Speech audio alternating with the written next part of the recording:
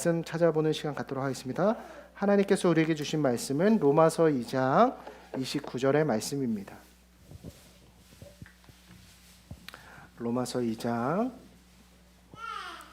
29절의 말씀입니다. 다 찾으셨으면 우리 오늘 본문을 성경봉 특제 음성에 맞춰서 합독하여 읽도록 하겠습니다. 성경 봉독하겠습니다. 오직 이면적 유대인이 유대인이며 할례는 마음에 할지니 영에 있고 율법 조문에 있지 아니한 것이라. 그 칭찬이 사람에게서가 아니요 다만 하나님에게서니라. 아멘. 아멘.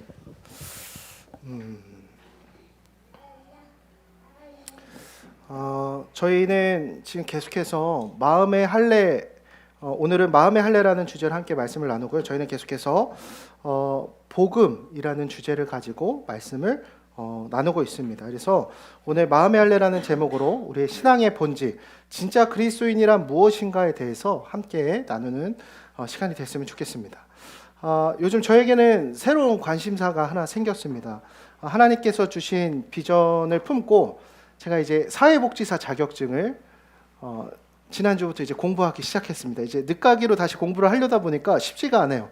그래서 아무래도 그동안 접해보지 않은 영역을 제가 공부를 해야 되다 보니까 뭐 사회복지사 커뮤니티도 찾아보고 유튜브에서 현직에 있는 분들의 이야기들을 막 찾아보면서 공부를 열심히 하고 있습니다. 근데 제가 보면서 뜨끔했던 내용이 하나가 있었습니다.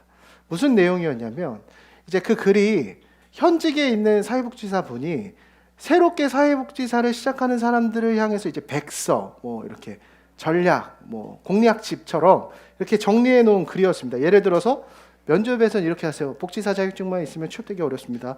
운전면허 1급 따셔야 돼요. 뭐 이런 거 있고, 뭐 면접에서 이렇게 하세요. 계약서 이렇게 쓰세요. 뭐 이런 내용들이 쭉 나와져 있었는데 그 중에 저의 마음을 뜨끔하게 했던 내용이 하나가 있었어요. 그게 뭐였냐면 교회에서 운영하는 시설은 믿고 하라는 거예요. 여러분 믿고가 무슨 뜻인지 아세요? 믿고 거르다는 뜻이죠. 교회에서 운영하는 시설을 믿고 걸으라고 하는 것이에요. 왜 교회에서 운영하는 시설을 믿고 걸러야 할까요?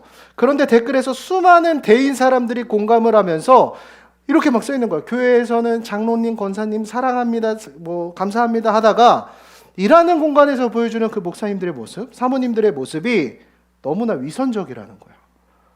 저 목사잖아요. 얼마나 뜨끔하던지. 그래서 그 밑에 댓글에 교회 되어서 동조하는 댓글들이 쫙 이렇게 나와져 있는데 그 글을 하나하나 읽는데 저를 향한 악플 같아서 제 마음이 참 어려웠었습니다. 그러나 더 가슴이 아팠던 것은 무엇이냐? 이런 류의 이야기들이 우리에게 놀랍거나 새로운 일이 아니라는 거죠. 이런 일들이 우리에게 너무나 익숙하다는 것이 제 마음을 너무나 아프게 했습니다. 여러분들 우리나라의 많은 대기업들 중에서 기독교 가치로 세워진 기업으로 유명해진 기업이 있어요. 어딜까요? 이랜드입니다. 이랜드. 네, 그 이랜드는 우리가 너무나 잘 아는 애슐리, 좋아하죠. 뭐 스파오 이런 브랜드들이 다 이랜드 브랜드의 소속입니다. 그런데 이 기독교 기업 이랜드의 또 다른 별명이 있어요. 그게 뭔지 아세요? 노동 착취 기업입니다. 얼마 전 뉴스에서 이제 이랜드가 순이익 100억을 이렇게 달성했다고 이렇게 보도를 딱 했는데 그 중에 82억 원이 소속 노동자들로부터 부당 착취를 해서 버렸다는 사실이 보도되면서 굉장히 사람들로부터 수많은 질타를 받았던 적이 있습니다. 그 부당 착취를 한 사건으로 영화도 만들어졌어요. 여러분들 영화 카트라는 영화 보셨어요?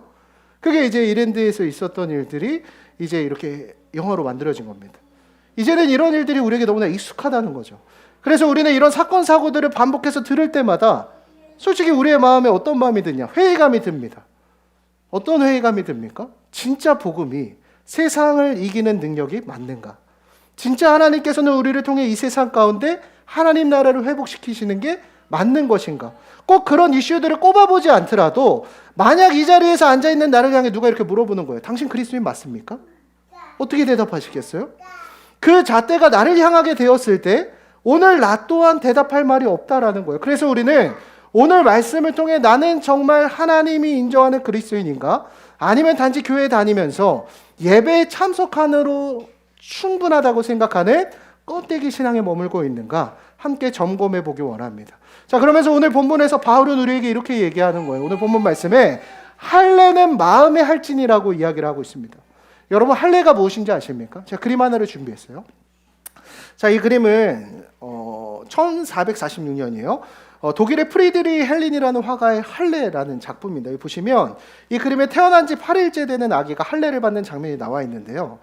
이 할례라는 것은 당시 유대인들에게 굉장히 중요한 의식이었어요. 그래서 창세기 17장 9절에서 10절 말씀을 쭉 읽어보시면 하나님과 맺은 언약이 나오는데 같이 읽어보죠. 시작. 하나님이 또 아브라함에게 이르시되 그런즉 너는 내 언약을 지키고 내 후손도 대대로 지키라. 너희 중 남자는 다 할례를 받으라. 이것이 나와 너희와 너희 후손 사이에 지킬 내 언약이니라. 아멘. 자, 하나님께서는 아브라함 그리고 이스라엘 백성들과 언약 맺으실 때 이 할례라는 표식을 통해서 너는 하나님의 백성이야. 그러니까 넌 그리스도인이야. 이러한 언약의 증표로 삼으셨다라는 거예요. 그래서 할례는 단순히 위생을 위해서 하는 포경수술을 넘어서고 있죠. 이것은 결혼식과 같이 하나님과 관계를 맺은 언약 백성이라는 상징이었고 유대인들에는 우리가 그리스도인이야. 구별된 하나님의 백성이라는 정체성이에요. 그런데 문제는 무엇이냐? 결혼식만 올린다고 부부입니까? 결혼식만 올린다 부부예요? 우리가 이혼 숙녀 캠프 계속 보잖아요. 결혼식만 올린다 부부가 아니라고요.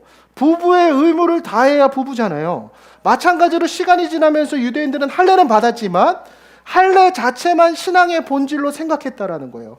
할례를 통해 하나님과의 관계성보다 이 형식적인 의식만 중요하게 생각하기 시작하니까 삶은 하나도 변하지 않고 개차반으로 살아가면서 나는 할례를 받았으니까 하나님 백성이야. 나 할례 받았으니까 기도하면 복 받아. 나 할례 받았으면 죽어서 천국 간다라고 자부했다라는 거예요. 여러분, 이처럼 본질을 잃어버린 신앙의 모습을 볼 수 있죠. 껍데기 신앙은요, 입으로는 하나님을 안다고 하거든요. 근데 문제는 뭐예요? 복음에 대해서 안다고 하지만 막상 그의 삶에는 복음으로부터 아무런 열매도 맺지 못하고 아무런 달라지는 모습이 나타나지 않는다라는 거예요. 세상의 즐거움과 가치를 버리고 살아야 됩니다. 믿음으로 사는 삶에 대해 전혀 관심도 없고 아무리 설명해줘도 이해하지 못한다라는 거예요. 여러분, 이런 껍데기 신앙이 오늘 우리에게 적용되면 어떤 모습일까요? 주일에 교회 와서 박수도 잘 쳐요. 찬양도 열심히 불러요. 반주도 열심히 하면서 봉사도 해요. 교제도 잘해요. 근데 막상 진짜 진리 되신 하나님을 알아요, 몰라요? 알지 못해요. 그의 모든 일상의 자리 가운데 그의 삶을 통해 하나님이 드러나지 않는 삶을 살아간다라는 거예요. 그래서 신앙생활을 수년이 지나도록 하고 있는데 나의 고백이 없어요. 나를 향한 하나님의 일들이 나타나지 않아요. 그래서 늘 나누는 이야기들이 모르겠어요. 전 진짜 어려워요. 이 진리가 수수께끼처럼 다가온다라는 거예요. 그래서 바울은 오늘 본문을 통해서 뭘 얘기하고 있어요? 진짜 중요한 것은 겉으로 드러나는 할례, 형식이 중요한 게 아니라 마음이 변화되는 마음의 할례를 받아야 된다라고 강조하고 있다라는 거예요. 오늘 우리는 바울의 간곡한 이 절규를 통해서 유대인들의 왜곡된 신앙의 모습이 오늘 나의 신앙의 모습은 아닌지 비춰보아야 한다라는 거예요. 오늘 우리도 마치 할례만으로 만족하는 유대인들과 같지 않냐라는 거예요. 단순히 교회에 출석하는 것으로, 교회에서 봉사하는 것으로, 내가 이 자리에서 예수님의 이름으로 기도하는 것으로, 예배하는 것으로 할례 받았다고 착각하고 있지는 않는가. 그래서 아마 나는 하나님의 백성인 것 같다. 나는 그레이스인인 것 같다. 잘못 믿고 있는 유대인들의 모습을 하고 있지 않냐라는 거예요.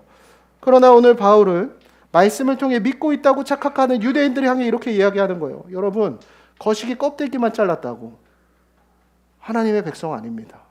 세례만 받았다고 하나님의 백성 아닙니다. 성령님을 통해 우리의 마음의 할례를 받아야 진짜 그리스도인이라는 거예요. 그리고 오늘 하나님께서 이 말씀을 통해 오늘 우리를 향해 이렇게 질문하고 계시는 거예요. 네 삶 속에 진짜 내가 함께하고 있니? 너는 정말 나와의 관계를 중요하게 생각하고 있니? 삶의 중요한 선택마다 너의 삶에 내가 함께하고 있니? 여러분, 오늘 우리는 진짜 그리스도인입니까? 껍데기 신앙입니까? 그러면 우리는 질문하게 되죠. 그러면 우리는 어떻게 마음의 할례를 받을 수 있을까요? 여러분, 지난주 설교를 통해 우리가 함께 나누었듯이 마음의 할례는 참된 회개로부터 비롯되어집니다. 잘 들으세요. 지난주 이제 회개에 대해서 나누었는데 셀모임 시간에 회개가 뭔지 모르겠습니다. 회 떠먹는 게 회개인가요? 막 이런 얘기들을 할 때마다 제가 혼란스럽습니다. 그래서 제가 오늘 이 회개에 대해서 좀 더 자세히 나누려고 합니다. 여러분, 회개란 단순히 후회한다, 잘못했다라는 의미가 아니라 그랬죠. 회개에는 세 가지의 내용이 동반되어져야 돼요. 첫 번째로 회개에는 무엇이 동반되어져야 되느냐? 회개란 자신의 실상을 깨닫는 것으로부터 시작되어진다는 걸 기억해야 됩니다. 여러분 소크라테스가 한 명언, 너무나 잘하는 명언 뭐죠? 내 자신을 알라. 나에 대해 알아야 돼요. 내 꼬라지를 바로 아는 것으로부터 마음의 할례는 시작되어집니다. 근데 문제가 있어요. 내 주제에 대해서 모르지 않잖아요. 우리는 누구나 자기애가 있기 때문에 내 자신에 대해서 판단하며 살아가고자 합니다. 근데 우리가 점검해야 될 게 있어요. 스스로 내가 나를 판단하는 그 판단이 과연 옳은 것인가? 라는 거예요. 근데 성경에서는 우리가 판단하는 그 기준점이 죄로 인해서 망가져 버렸다고 이야기하고 있어요. 즉 우리는 스스로를 평가할 때 나 자신에 대해서 잘못된 기준으로 평가하고 있다는 거예요. 그러니까 내 자신을 아는 것이 그것조차도 못하는 존재라는 거예요. 대표적으로 많은 사람들이 두 가지의 잘못된 자기평가로부터 살아가요. 무엇이냐면 첫 번째로는 나는 내 노력으로, 나의 열심으로, 내 힘으로 충분히 열심히 하면 뭐든지 할 수 있다라는 생각입니다. 여러분 성경에서는 이것을 뭐라고 얘기하느냐? 교만이라고 이야기합니다. 죄라고 이야기를 해요. 우리가 늘 내 힘으로 성공할 수 있다고 생각하고 내 노력으로 목표한 모든 것들을 성취할 수 있다고 생각하고 내가 열심히 하면 가족관계가 좋아질 거라고 생각하고 내가 열심히 하면 직장에서의 나의 삶이 승승장구할 거라고 생각하지만 여러분 실상을 보세요. 제가 나이가 물론 이제 오시기 전까지 제가 여기에서 제일 연장자였거든요. 제가 겪어보니까 한 살 한 살 먹다 보니까 실상이 그렇지 않다라는 거예요. 진짜 열심히 살았거든요. 근데 내 힘으로 성취할 수 있는 것이 쉽지 않다라는 거예요. 항상 내 노력보다 내 능력보다 커다란 문제를 우리가 마주할 때마다 얼마나 많은 순간 우리는 좌절하게 되는가, 나의 노력이 무시당하게 되는가를 얼마나 만나게 되는지 모릅니다. 결국 그 스스로를 향한 잣대는 죄라는 것이에요. 그래서 예수님께서는 요한복음 15장 5절 말씀을 통해서 이렇게 말씀하십니다. 너희가 나를 떠나서는 아무것도 할 수 없다. 그 교만에 빠져있는 내 모습을 발견하는 것이 마음의 할례 시작이라는 거예요. 또 반대의 경우가 있습니다. 나에 대해서 내 노력으로 다 이룰 거라고 생각하는 게 교만이라고 한다면 그 반대의 경우도 교만입니다. 그 반대의 경우는 뭐냐면 자기 자신에 대해서 비하하는 거예요. 자기 연민에 빠져 있는 거예요. 난 재능도 없어. 학벌도 안 좋아. 내 친구들과 비교했을 때 나 외모도 좀 별로야. 그래서 난 뭘 해도 안 될 것 같아. 난 쓸모없는 사람이야 라고 생각을 합니다. 근데 여러분 이게 과연 겸손일까요? 겸손이 아니에요. 이게 교만입니다. 왜냐하면 나 자신을 하나님의 기준이 아닌 자기 기준으로 평가하고 있기 때문이에요. 하나님은 나를 존귀하게 여기셔서 얼마나 존귀하게 여기셨냐면 그분의 가장 사랑하는 독생자 예수를 십자가에 못 박으시면서까지 나를 존귀히 여기셨는데 나 자신의 가치와 존재에 대해 함부로 단정 짓는 것, 그것은 하나님을 무시하는 교만이라는 거예요. 즉 나는 할 수 있다도 교만이고요, 나는 할 수 없다도 교만이에요. 왜냐하면 둘 다 하나님 없이 나 스스로를 평가하고 있기 때문이에요. 그래서 요한계시록 3장 17절 말씀인데요, 여러분들 함께 읽어보시죠. 세번역 성경입니다. 같이 읽어보시죠. 시작.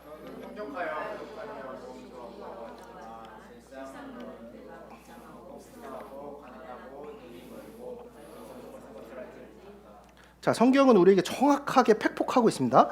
우리가 나 자신을 스스로 정확히 평가를 못할 정도로 죄로 인해 무너진 상태라는 거예요. 그래서 진정한 회개의 출발선은 여기서부터 시작돼야 돼요. 하나님 앞에 내 실상을 있는 그대로 인정하는 거. 괜찮은 척하지 말라고요. 그만큼 내가 별로라는 걸 인정해야 돼요. 거기서부터 우리의 마음의 할례가 시작됩니다. 그러면 두 번째 과정으로 넘어가게 됩니다. 여러분 회개란 무엇입니까? 두 번째로 내 힘으로 해결할 수 없는 것을 인정하는 것이 바로 회개라는 거예요.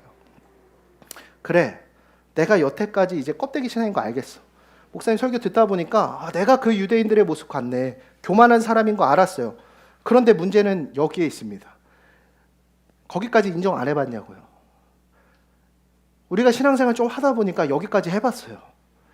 그래, 내가 안 돼. 내가 별로야. 그래서 그 상황을 벗어나기 위해 노력해봤어요? 안 해봤어요? 해봤다고요. 결단해봤어요? 안 해봤어요?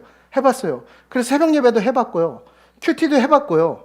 성경 읽겠다고 결단도 해봤고요. 주일 성수부터 열심히 해봤다고 결단해봤고, 이 노력 저 노력 다 해봤는데 내 의지로 됩니까? 안 됩니까? 돼요? 안 돼요? 안 되죠. 안 된다고요. 나 스스로 의지할 결단만으로 절대 바뀌지 않더라는 거예요. 절대 불가능하다. 그래서 바울도 반복되지 무너진 가운데 로마서 7장 24절 말씀이 이렇게 고백합니다. 우리 같이 한번 읽어보죠. 시작. 오라 나는 공고한 사람이로다. 이 사망의 몸에서 누가 나를 건져내랴. 여러분 참된 회개는 이 고백이 동반되어져야 돼요. 뭘 해도 안 된다는 걸 경험해야 됩니다. 그때 우리는 이 고백이 터져나오게 돼요. 하나님, 난 구제불능입니다. 내 노력으로 수십 번, 수백 번을 다 열심히 시도해보고 노력해봤는데 안 됩니다. 내 힘으로 해결할 수 없는 것을 인정하는 것. 그게 회개의 두 번째 과정이에요. 그럼 이제 마지막 세 번째 과정, 이제 마음의 할례에 이르는 과정으로 접어들게 됩니다. 여러분, 내 힘으로 안 되는 것을 인정까지 하게 되면 우리가 뭘 만나게 되느냐? 회개의 마지막 세 번째 과정을 도달하게 돼요. 뭐냐? 복음을 발견하게 된다는 거예요. 복음을 발견하게 됩니다. 나는 스스로 노력해도 안 된다는 항복선언이 아주 중요해. 질문이 하나 떠오르게 됩니다. 우리가 항복선언하면 한 가지 중요한 질문이 떠오르게 돼요. 어떤 질문이 떠오르게 되죠? 그러면 이제 나는 어떡하지? 뭘 해도 안 돼. 노력해도 안 돼. 열심히 해도 안 돼. 그럼 난 어떻게 해야 되지?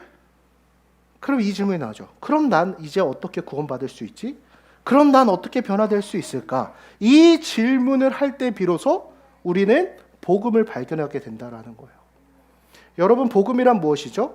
나는 아무것도 할 수 없는데, 나는 나를 구제할 수 있는 아무런 능력이 없는데 하나님께서 그런 나를 포기하지 않으셨다가 복음이죠. 그런 나를 위해 해결책을 준비해 주셨다는 게 복음이에요. 복음이란 내가 아무리 마음을 먹고 아무리 착하게 살고 아무리 열심히 노력해도 이 본질적인 문제로부터 벗어날 수 있는 방법이 아무것도 없기 때문에 하나님께서 예수 그리스도를 보내주신다는 것을 믿는다는 것. 여러분, 이게 복음입니다. 복음이란 우리는 그 죄의 문제로부터 도저히 벗어날 수 없기 때문에 예수님이 그 죄를 위해 죽으셨다는 걸 받아들이는 거예요. 그리고 복음이란 그 주님이 부활하심으로 말미암아 구원의 길을 여셨다는 것을 인정할 때 우리가 마음의 할례를 받을 수 있다는 것, 그것을 인정하는 것, 그것을 우리가 칭의 마음의 할례라고 부른다라는 것이요. 그래서 이 참된 회개를 경험한 사람만이, 복음을 받아들인 사람만이 변화가 나타나게 됩니다. 이전에는 교회를 아무리 열심히 다녀도 하나님이 멀게 느껴졌거든요. 설교가 들리지 않았거든요. 기도를 해도 아무런 변화가 없었거든요. 이 기록된 말씀이 나와는 상관없다라고 생각이 들었거든요. 그러나 마음의 할례를 받은 사람은 이제 이 하나님의 말씀이 내 삶에 성취되어지는 실제로 경험하게 된다는 거예요. 기도 가운데 하나님의 응답이 나타나는 것을 경험하게 되는 거예요. 하나님께서 주시는 간증들이 나의 일상의 자리에서 나타나기 시작하더라라는 거예요. 그래서 이제 신앙이라는 것이 어떤 추상적인 개념이나 학문이 아니라 실제가 되고 살아있는 경험이 된다라는 것이에요. 사랑하는 여러분, 제가 여러분들에게 한번 묻고 싶어요. 변하고 싶습니까? 진짜 그 복음을 받아들이고 싶습니까? 진짜 변하고 싶냐고요? 안 변하고 싶어요? 여러분, 이 말씀을 통해 이제는 복음 발견하셨습니까? 이 질문을 바꿔서 얘기하면 이제는 그 예수님이 나를 위해 죽으셨고 부활하셨다는 사실이 믿어지십니까?로 할 수 있습니다.